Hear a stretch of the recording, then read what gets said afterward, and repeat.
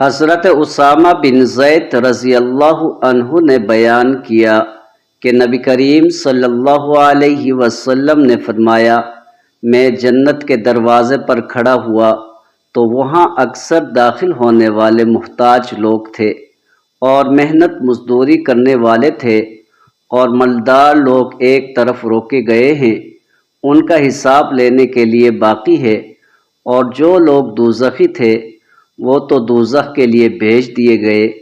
اور میں نے جہنم کے دروازے پر کھڑے ہو کر دیکھا تو اس میں اکثر داخل ہونے والی عورتیں تھیں۔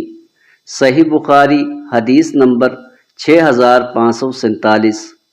حضرت عبداللہ ابن عمر رضی اللہ عنہ نے بیان کیا کہ رسول اللہ صلی اللہ علیہ وسلم نے فرمایا، جب اہل جنت جنت میں چلے جائیں گے اور اہل دوزخ دوزخ میں چلے جائیں گے تو موت کو لایا جائے گا اور اسے جنت اور دوزخ کے درمیان رکھ کر ذبح کر دیا جائے گا۔ پھر ایک آواز دینے والا آواز دے گا کہ اے جنت والو، تمہیں اب موت نہیں آئے گی، اور اے دوزخ والو، تمہیں بھی اب موت نہیں آئے گی۔ اس بات سے جنتی اور زیادہ خوش ہو جائیں گے اور جہنمی اور زیادہ غمگین ہو جائیں گے۔ صحیح بخاری حدیث نمبر 6548۔